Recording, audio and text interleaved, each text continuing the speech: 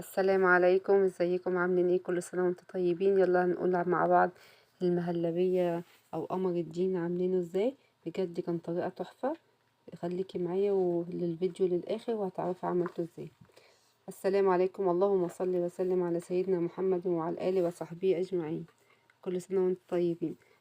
معايا مشمش، انا كنت مفرزاه في الفريزر فانا طحنته. بجد بيخلي القمر الدين تحفة، يعني بيخليه ليه مزازة وطعم حكاية.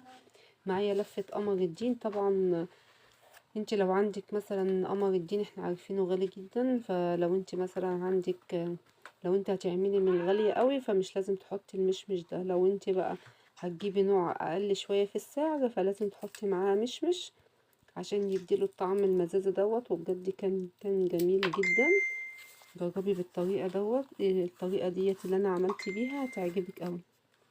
معايا هنا لفة قمر الدين هقطعها، وطبعا لو مستعجلة عليها تغلي مية. انا غليت مية في الكتل وحطيتها هنا، وبعد كده طحنتهم في الخلاط.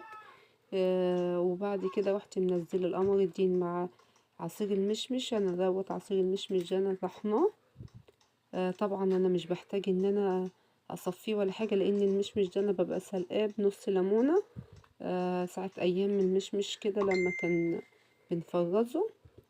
تمام. فدلوقتي انا معايا هنا هو بقى اسيبه يغلي على النار. اول ما يبتدي يغلي اجيب هنا حوالي 4 من 5 معالق نشا، على حسب بقى الكثافه اللي انت عايزاه. بتحبيه تقيل؟ انا ما بحبهوش جامد اوي، انا بحبه يبقى رهيب.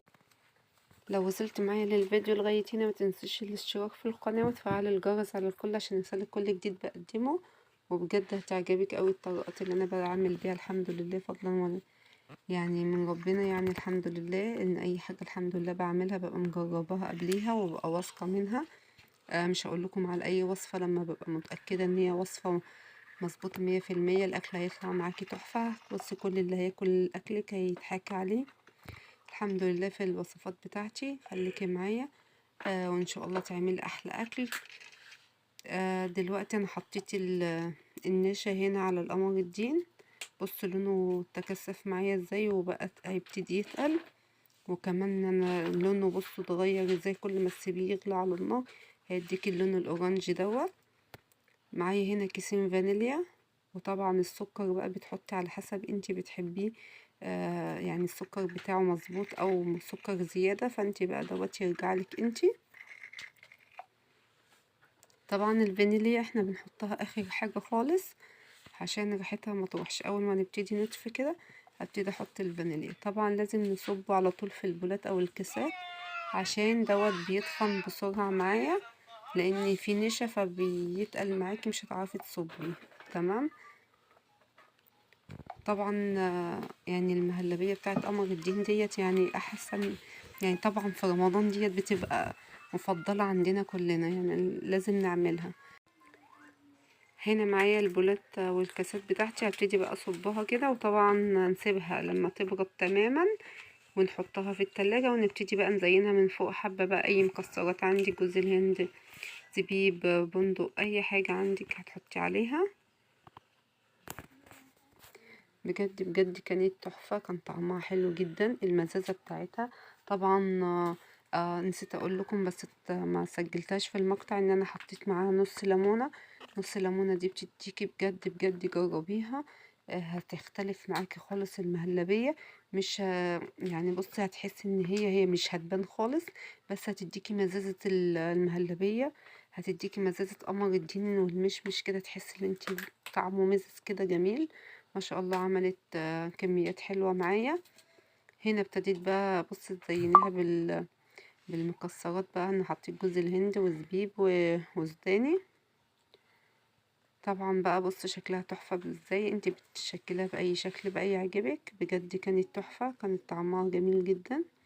جربي الطريقة دي هتعجبك، مش هتعملي زيها. هي بص سهلة وبسيطة كلنا بنعملها، بس في تريكات كده وحاجات بسيطة انت ممكن بتحطيها بتختلف. زي الاكل كده، ان كل واحدة بتعمل الاكل بس بتختلف. يقولك النفس، يعني بتختلف من نفس لنفس. يعني كل واحدة بتبقى ممكن تحطي حاجة بسيطة قوي تخليلك طعم الاكل بتاعك يوديكي في مكان تاني خالص. فبجد بجد كانت طعمها حلو قوي. متنسيش تحطي نص الليمونة دي، وجربيها وهتعجبك اوي وهتدعيلي. يلا بقى الفيديو بصوا جميل، لازم يعني لازم تحطي اللايك والاشتراك وتحطي اللايك عشان تفرحيني بيه. طبعا انا بعمل الفيديوهات دي بتعب فيها جدا، فانا عايزه دعم منكم كده وتفرحوني. وكل سنه وانتم طيبين والى الله اقرب. وطبعا في رمضان طبعا احنا مش طول الوقت بقى بنقضي اكل، ولازم نلتزم يعني الصلاه والقيام الليل وقراءة القرآن، فلازم برضو نتفرغ ليها عشان طبعا يضمن ان الواحد هيجي على رمضان تاني ولا لأ. ربنا يطول في عمرنا بالأعمال الصالحة إن شاء الله. ربنا يتقبل منا ومنكم. يلا السلام عليكم، وانتظروني في فيديو جديد أجمل وأجمل، وإن شاء الله كل اللي هقدمه لكم أحلى وأحلى إن شاء الله. وهتبقى يعني الأكل والطريقة هتختلف جدا وهتعجبكم طريقتي. والسلام عليكم ورحمة الله.